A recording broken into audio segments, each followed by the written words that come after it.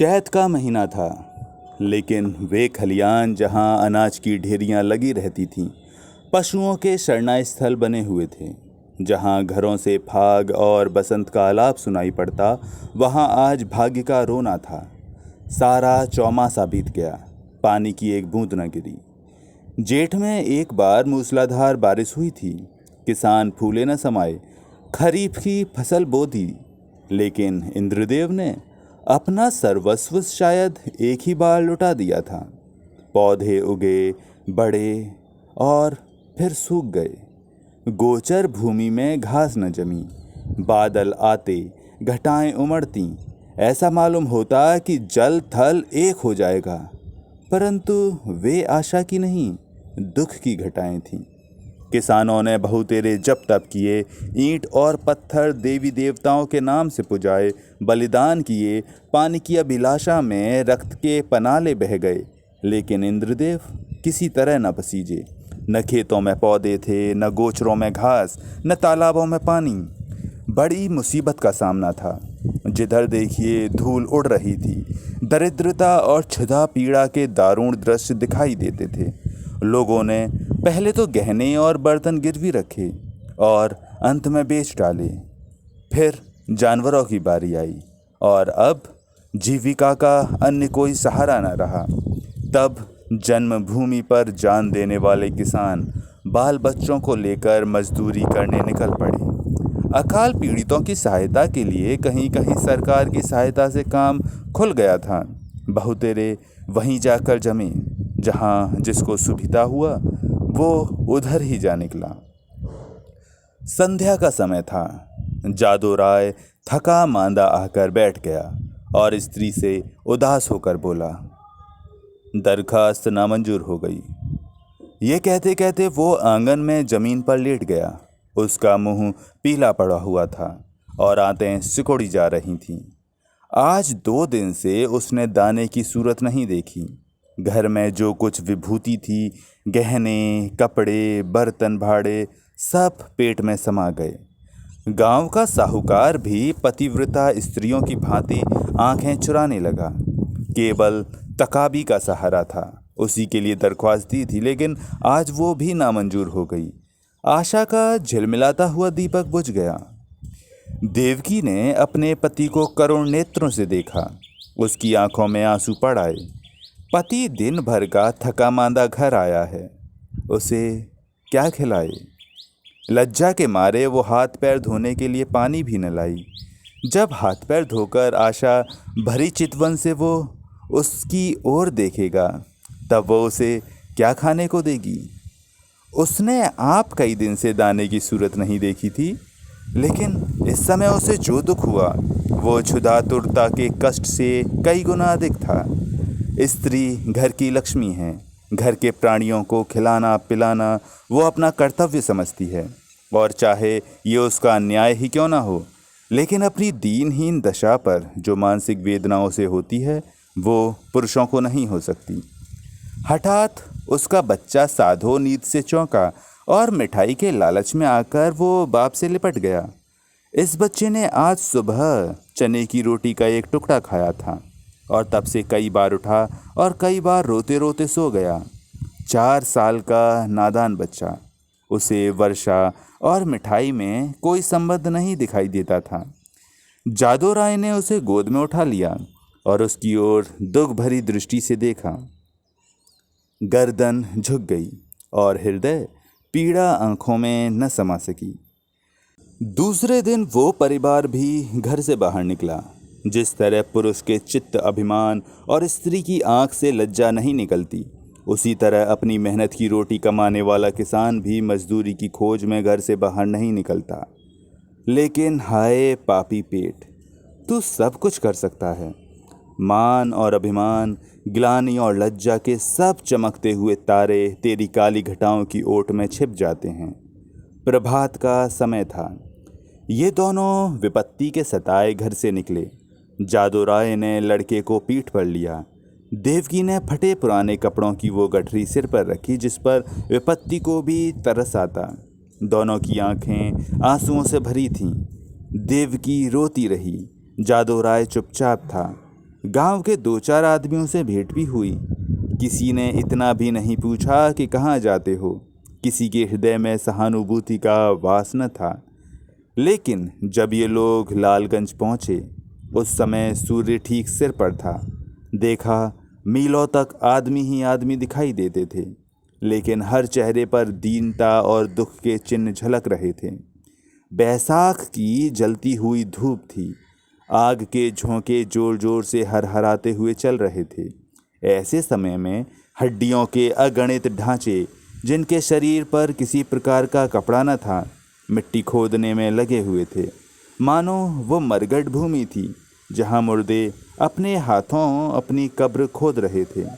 बूढ़े और जवान, मर्द और बच्चे, सबके सब ऐसे निराश और विवश होकर काम करने में लगे हुए थे, मानो मृत्यु और भूख उनके सामने बैठी घूर रही है। इस आफत में न कोई किसी का मित्र था, न ही शत्रु। दया, सहृदयता और प्रेम, ये सब मानवीय भाव हैं, जिनका कर्ता मनुष्य है। प्रकृति ने हमको केवल एक भाव प्रदान किया है, और वो स्वार्थ है। मानवीय भाव बहुत कपटी मित्रों की भांति हमारा साथ छोड़ देते हैं, पर ये ईश्वर प्रदत्त गुण हमारा गला नहीं छोड़ता। 8 दिन बीत गए थे। संध्या का समय, काम समाप्त हो चुका था। डेरे के कुछ दूर आम का एक बाग था। वहीं एक पेड़ के नीचे जादू राय और देवकी बैठी हुई थी। दोनों ऐसे कृश हो रहे थे, उसकी सूरत नहीं पहचानी जाती थी। अब वो स्वाधीन कृषक नहीं रहे। समय के हेर फेर से आज दोनों मजदूर बने बैठे हैं। जादू राय ने बच्चे को जमीन पर सुला दिया। उसे कई दिन से बुखार आ रहा है। कमल सा चेहरा मुरझा गया है। देवकी ने धीरे से हिलाकर कहा, बेटा आंखें खोलो, देखो सांझ हो गई। साधु ने आंखें खोल दी। बुखार उतर गया था। बोला, क्या हम घर आ गए माँ? घर की याद आ गई। देवकी की आंखें डबडबा आईं। उसने कहा, नहीं बेटा, तुम अच्छे हो जाओगे तो घर चलेंगे। उठकर देखो कैसा अच्छा बाग है। साधु माँ के हाथों के सहारे उठा और बोला, माँ मुझे बड़ी भूख लगी है, लेकिन तुम्हारे पास तो कुछ नहीं है। मुझे क्या खाने को दोगी? देवकी के हृदय में चोट लगी, पर धीरज करके बोली, नहीं बेटा, तुम्हारे खाने को मेरे पास सब कुछ है। तुम्हारे दादा पानी लाते हैं तो नरम नरम रोटियां अभी बनाई देती हूँ। साधु ने माँ की गोद में सर रख लिया और बोला, माँ मैं ना होता तो तुम्हें इतना दुख ना होता। ये कहकर वो फूट फूट कर रोने लगा। ये वही बेसमझ बच्चा है जो 2 सप्ताह पहले मिठाइयों के लिए दुनिया सर पर उठा लेता था। दुख और चिंता ने कैसा अनर्थ कर दिया है। ये विपत्ति का फल है। कितना दुखपूर्ण, कितना करुणाजनक व्यापार है। इसी बीच में कई आदमी लालटेन लिए हुए वहाँ आए। फिर गाड़ियाँ आईं। उन पर डेरे और खेमे लदे हुए थे। दम के दम यहाँ खेमे गड़ गए। सारे बाग में चहल पहल नजर आने लगी। देवकी रोटियां सेक रही थी। साधु धीरे धीरे उठा और आश्चर्य से देखता हुआ एक डेरे के नजदीक जाकर खड़ा हो गया। पादरी मोहनदास खेमे से बाहर निकले तो साधु उन्हें खड़ा दिखाई दिया। उसकी सूरत पर उन्हें तरस आ गया। प्रेम की नदी उमड़ आई। बच्चे को गोद में लेकर खेमे में एक गद्देदार कोच पर बिठा दिया और तब बिस्कुट और केले खाने को दिए। लड़के ने अपनी जिंदगी में इन स्वादिष्ट चीज़ों को कभी न देखा था। बुखार की बेचैन करने वाली भूख अलग मार रही थी। उसने खूब मन भर खाया और तब कृतज्ञ नेत्रों से देखते हुए पादरी साहब के पास जाकर बोला, तुम हमको रोज ऐसी चीज़ें खिलाओगे? पादरी साहब इन भोलेपन पर मुस्कुरा कर बोले, मेरे पास इससे भी अच्छी अच्छी चीज़ें हैं। इस पर साधु राय ने कहा, अब मैं रोज़ तुम्हारे पास आ जाऊंगा। माँ के पास ऐसी अच्छी चीज़ें कहाँ, वो मुझे रोज़ चने की रोटियां खिलाती है। उधर देवकी ने रोटियां बनाईं और साधु को पुकारने लगी। साधु ने माँ के पास जाकर कहा, मुझे साहब ने अच्छी अच्छी चीज़ें खाने को दी हैं, साहब बड़े अच्छे हैं। देवकी ने कहा, मैंने तुम्हारे लिए नरम नरम रोटियां बनाई हैं, आओ तुम्हें खिलाऊं। साधो बोला, अब मैं न खाऊंगा। साहब कहते थे कि मैं तुम्हें रोज अच्छी अच्छी चीज़ें खिलाऊंगा, मैं अब उनके साथ रहा करूंगा। माँ ने समझा कि लड़का हंसी कर रहा है। उसे छाती से लगाकर बोली, क्यों बेटा, हमको भूल जाओगे? देखो मैं तुम्हें कितना प्यार करती हूँ।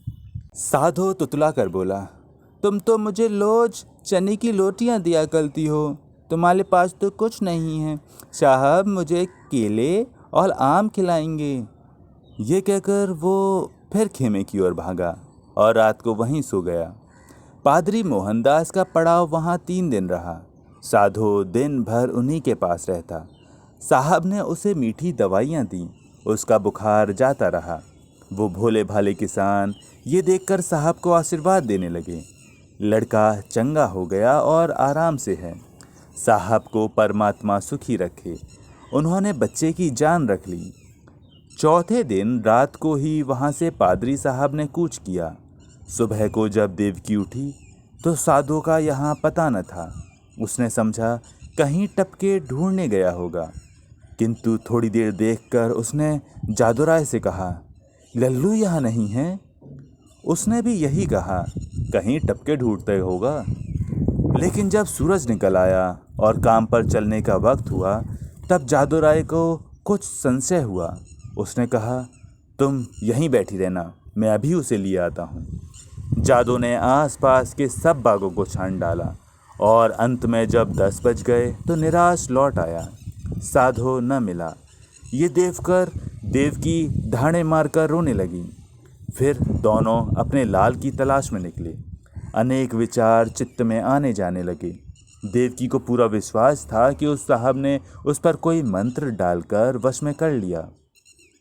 लेकिन जादू को इस कल्पना के मान लेने में कुछ संदेह था। बच्चा इतनी दूर अनजान रास्ते पर अकेले नहीं जा सकता। फिर भी दोनों गाड़ियों के पहियों को घोड़े के टापों के निशान देखते चले जाते थे। यहाँ तक कि एक सड़क पर आ पहुँचे। वहाँ गाड़ी के बहुत से निशान थे। उस विशेष लीक की पहचान न हो सकती थी। घोड़े के टाप भी एक झाड़ी की तरफ जाकर गायब हो गए। आशा का सहारा टूट गया। दोपहर हो गई थी। दोनों धूप के मारे बेचैन और निराशा से पागल हो रहे थे। वहीं एक वृक्ष की छाया में बैठ गए। देवकी विलाप करने लगी। जादूराय ने उसे समझाना शुरू किया। जब जरा धूप की तेजी कम हुई तो दोनों फिर आगे चले, किंतु अब आशा की जगह निराशा साथ थी। घोड़े के टापों के साथ उम्मीद का धुंधला निशान गायब हो गया था। शाम हो गई। इधर उधर गायों बैलों के झुंड निर्जीव से पड़े दिखाई देते थे। ये दोनों दुखिया हिम्मत हार कर एक पेड़ के नीचे टिक रहे। उसी वृक्ष पर मैंने का एक जोड़ा बस लिए हुए था। उनका नन्हा सा शावक आज ही एक शिकारी के चंगुल में फंस गया था। दोनों देर भर उसे खोजते फिरे। इस समय निराश होकर बैठ रहे। देवकी और जादू को अभी तक आशा की झलक दिखाई देती थी, इसीलिए वे बेचैन थे। 3 दिन तक ये दोनों अपने खोए हुए लाल की तलाश करते रहे। दाने से भेंट नहीं, प्यास से बेचैन होते, 2-4 घूंट पानी गले के नीचे उतार लेते। आशा की जगह निराशा का सहारा था। दुख और करुणा के सिवाय और कोई वस्तु नहीं। किसी बच्चे के पैर के निशान देखते तो उनके दिलों में आशा तथा भय की लहरें उठने लगतीं, लेकिन प्रत्येक पग उन्हें अभीष्ट स्थान से दूर लिए जाता रहा। इस घटना को कुछ 14 वर्ष बीत गए। इन 14 वर्षों में सारी काया पलट गई। चारों ओर रामराज्य दिखाई देने पड़ा। इंद्रदेव ने कभी उस तरह अपनी निर्दयता न दिखाई और न जमीन ने ही। उमड़ी हुई नदियों की तरह अनाज से ढेकियाँ भरी चलीं। उजड़े हुए गांव बस गए। मजदूर किसान बन बैठे और किसान जायदाद की तलाश में दौड़ने लगे। वही चैत के दिन थे। खलियानों में अनाज के पहाड़ भरे पड़े थे। भाट और भिकमंगे किसानों की बढ़ती के तराने गा रहे थे। सुनारों के दरवाजे पर सारे दिन और आधी रात तक ग्राहकों का जमघट लगा रहता था। दर्जी को सिर उठाने की फुर्सत न थी। इधर उधर दरवाजों पर घोड़े हिनहिना रहे थे। देवी के पुजारियों को अजीर्ण हो रहा था। जादोराय के दिन भी फिरे। घर पर छप्पर की जगह खपरेल हो गया। दरवाजे पर अच्छे बैलों की जोड़ी बंधी हुई है। वो अब अपनी पहली पर सवार होकर बाजार जाया करता था। उसका बदन अब उतना सुडौल नहीं है। पेट पर इस सुद का विशेष प्रभाव पड़ा है और बाल भी सफ़ेद हो चले हैं। देव की गिनती भी गांव की बूढ़ी औरतों में होने लगी है। व्यवहारिक बातों में उसकी बड़ी पूछ हुआ करती है। जब वो किसी पड़ोसन के घर जाती है तो वहाँ की बहुएं भय के मारे थरथराने लगती हैं। उसके कटु वाक्य और तीव्र आलोचना की सारे गांव में धाक बंधी हुई है। महीन कपड़े अब उसे अच्छे नहीं लगते, लेकिन गहनों के बारे में वो उतनी उदासीन नहीं है। उनके लिए जीवन का दूसरा भाग इससे कम उज्ज्वल नहीं है। उनकी 2 संतानें हैं। लड़का माधो सिंह अब खेतीबाड़ी के काम में बाप की मदद करता है। लड़की का नाम शिव गौरी है। वो भी माँ को चक्की पीसने में सहायता दिया करती है और खूब गाती है। बर्तन धोना उसे पसंद नहीं, लेकिन चौका लगाने में निपुण है। गुड़ियों के ब्याह करने से उसका जी कभी नहीं भरता। आए दिन गुड़ियों के विवाह होते रहते हैं। हाँ, इनमें किफ़ायत का पूरा ध्यान रहता है। खोए हुए साधु की याद अभी बाकी है। उसकी चर्चा नित्य हुआ करती है और कभी बिना रुलाए नहीं रहती। देव की कभी कभी सारे दिन उस लाडले बेटे को सुध में अधीर रहा करती है। सांझ हो गई थी। बैल दिन भर के थके मांदे सिर झुकाए चले आते थे। पुजारी ने ठाकुर द्वारे में घंटा बजाना शुरू किया। आजकल फसल के दिन हैं, रोज पूजा होती है। जादोराय खाट पर बैठे नारियल पी रहे थे। शिवगौरी रास्ते में खड़ी उन बैलों को कोस रही थी जो उसके भूमिस्थ विशाल भवन का निरादर करके उसे रौंदते चले जाते थे। घड़ियाल और घंटे की आवाज़ सुनते ही जादोराय भगवान का चरणामृत लेने के लिए उठे ही थे कि उन्हें अकस्मात एक नवयुवक दिखाई पड़ा, जो भौंकते हुए कुत्तों को दुत्कारता बाइसाइकिल से आगे बढ़ता हुआ चला आ रहा था। उसने उनके चरणों पर अपना सिर रख दिया। जादोराय ने गौर से देखा और तब दोनों एक दूसरे से लिपट गए। माधो भौचक होकर बाइसाइकिल को देखने लगा। शिवगौरी रोती हुई घर में भागी और देवकी से बोली, दादा को साहब ने पकड़ लिया है। देवकी घबराई हुई बाहर आई। साधो उसे देखते ही उसके पैरों पर गिर पड़ा। देवकी से छाती से लगाकर रोने लगी। गांव के मर्द, औरतें और बच्चे सब जमा हो गए। मेला सा लग गया। साधो ने अपने माता पिता से कहा, मुझ अभागे से जो कुछ अपराध हुआ हो उसे क्षमा कीजिए। मैंने अपनी नादानी से स्वयं बहुत कष्ट उठाए और आप लोगों को भी दुख दिया, लेकिन अब मुझे अपनी गोद में लीजिए। देवकी ने रोकर कहा, जब हमको छोड़कर भागे थे तो हम लोग तुम्हें 3 दिन तक बेदाना पानी के ढूंढते रहे, पर जब निराश हो गए तब अपने भाग्य का रोकर बैठ रहे। तब से आज तक कोई ऐसा दिन न गया कि तुम्हारी सुधि ना आई हो। रोते रोते एक युग बीत गया। अब तुमने खबर ली है। बताओ बेटा, उस दिन तुम कैसे भागे और कहाँ जाकर रहे? साधु ने लज्जित होकर उत्तर दिया, माताजी, अपना हाल क्या कहूँ। मैं पहर रात रहे आपके पास से उठकर भागा।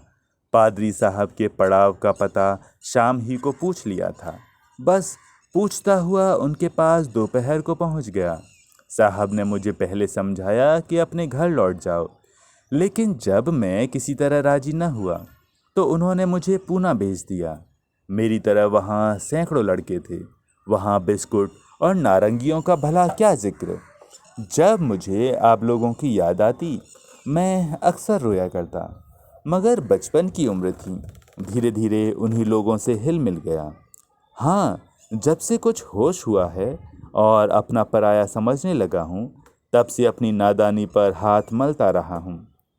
रात दिन आप लोगों की रट लगी हुई थी। आज आप लोगों के आशीर्वाद से ये शुभ दिन देखने को मिला। दूसरों में बहुत दिन काटे, बहुत दिनों तक अनाथ रहा। अब मुझे अपनी सेवा में रखिए, मुझे अपनी गोद में लीजिए।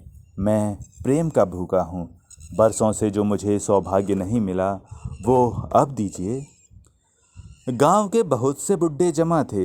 उनमें से जगत सिंह बोले, तो क्यों बेटा, तुम इतने दिनों तक पादरियों के साथ रहे, उन्होंने तुमको भी पादरी बना लिया होगा। साधु ने सिर झुकाकर कहा, जी हाँ, ये तो उनका दस्तूर है।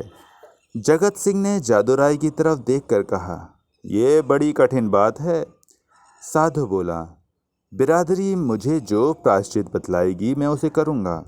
मुझसे जो कुछ बिरादरी का अपराध हुआ है नादानी से हुआ है, लेकिन मैं उसका दंड भोगने के लिए तैयार हूँ। जगत सिंह ने फिर जादूराय की तरफ कनखियों से देखा और गंभीरता से बोले, हिंदू धर्म में ऐसा कभी नहीं हुआ है। यूँ तुम्हारे माँ बाप तुम्हें अपने घर में रख लें, तुम उनके लड़के हो, मगर बिरादरी कभी इस काम में शरीक नहीं होगी। बोलो जादूराय, क्या कहते हो? कुछ तुम्हारे मन की भी तो सुन लें। जादूराय बड़ी दुविधा में था। एक ओर तो अपने प्यारे बेटे की प्रीति थी, दूसरी ओर बिरादरी का भय मारे डालता था। जिस लड़के के लिए रोते रोते आंखें फूट गईं, आज वही सामने खड़ा आंखों में आंसू भरे कहता है, पिताजी मुझे अपनी गोद में लीजिए, और मैं पत्थर की तरह अचल खड़ा हूँ। शोक, इन निर्दयी भाइयों को किस तरह समझाऊं? क्या करूं, क्या ना करूं? लेकिन माँ की ममता उमड़ आई।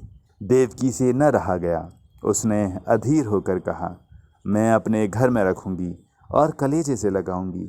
इतने दिनों के बाद मैंने उसे पाया है, अब उसे नहीं छोड़ सकती। जगत सिंह रुष्ट होकर बोले, चाहे बिरादरी छूट ही क्यों न जाए। देवकी ने भी गर्म होकर जवाब दिया, हाँ, चाहे बिरादरी छूट जाए। लड़के वालों ही के लिए आदमी बिरादरी की आड़ पकड़ता है। जब लड़का न रहा तो भला बिरादरी किस काम आएगी। इस पर कई ठाकुर लाल लाल आंखें निकाल कर बोले, ठकुराइन, ठकुराइन, बिरादरी की तो खूब मर्यादा करती हो। लड़का चाहे किसी रास्ते पर जाए, लेकिन बिरादरी चूं तक न करे। ऐसी बिरादरी कहीं होगी? हम साफ साफ कह देते हैं कि अगर ये लड़का तुम्हारे घर में रहा तो बिरादरी भी बता देगी कि वो क्या कर सकती है। जगत सिंह कभी कभी जादूराय से रुपए उधार लिया करते थे। मधुर स्वर में बोले, भाभी, बिरादरी ये थोड़े ही कहती है कि तुम लड़के को घर से निकाल दो। लड़का इतने दिनों के बाद घर आया है तो हमारे सिराखों पर रहे, बस जरा खाने पीने और छूत छात का बचाव बना रहना चाहिए। बोलो जादू भाई, अब बिरादरी को कहाँ तक दबाना चाहते हो। जादूराय ने साधु की तरफ करुणा भरे नेत्रों से देखकर कहा, बेटा, जहाँ तुमने हमारे साथ इतना सलूक किया है, वहाँ जगत भाई की इतनी कहा और मान लो। साधु ने कुछ तीक्ष्ण शब्दों में कहा, क्या मान लूँ? ये कि अपनों में गैर बन कर रहूँ, अपमान सहूँ, मिट्टी का घड़ा भी मेरे छूने से अशुद्ध हो जाए? ना, ये मेरा किया ना होगा। इतनी निर्लज्ज नहीं। जादूराय को पुत्र की ये कठोरता अप्रिय मालूम हुई। वे चाहते थे कि इस वक्त बिरादरी के लोग जमा हैं, उनके सामने किसी तरह समझौता हो जाए। फिर कौन देखता है कि हम उसे किस तरह रखते हैं। चिढ़कर बोले, इतनी बात तो तुम्हें माननी ही पड़ेगी। साधु राय इस रहस्य को न समझ सका। बाप की इस बात में उसे निष्ठुरता की झलक दिखाई पड़ी। बोला, मैं आपका लड़का हूँ, आपके लड़के की तरह रहूँगा। आपके भक्ति और प्रेम की प्रेरणा मुझे यहाँ तक लाई है। मैं अपने घर में रहने आया हूँ। अगर ये नहीं तो इसके सिवा मेरे लिए इसके और कोई उपाय नहीं है। जितनी जल्दी हो सके यहाँ से भाग जाऊँ। जिनका खून सफ़ेद है उनके बीच रहना व्यर्थ है। देवकी ने रोकर कहा, लल्लू, मैं अब तुम्हें न जाने दूंगी। साधु की आंखें भर आईं। वो मुस्कुरा कर बोला, मैं तो तुम्हारी थाली में खाऊंगा। देवकी ने उसे ममता और प्रेम की दृष्टि से देखकर कहा, मैंने तो तुझे छाती से दूध पिलाया है, तू मेरी थाली में खाएगा तो क्या? मेरा बेटा ही तो है, कोई और तो नहीं हो गया। साधु इन बातों को सुनकर मतवाला हो गया। इनमें कितना स्नेह, कितना अपनापन था। बोला, माँ, आया तो मैं इसी इरादे से था कि अब कहीं न जाऊंगा, लेकिन बिरादरी ने मेरे कारण यदि तुम्हें जातिच्युत कर दिया तो मुझसे ना सहा जाएगा। मुझसे इन गवारों का कोरा अभिमान न देखा जाएगा। इसलिए इस वक्त मुझे जाने दो। जब मुझे अवसर मिला करेगा तो तुम्हें देख जाया करूँगा। तुम्हारा प्रेम मेरे चित्त से नहीं जा सकता, लेकिन यह संभव है कि मैं इस घर में रहूं और अलग खाना खाऊं, अलग बैठूं।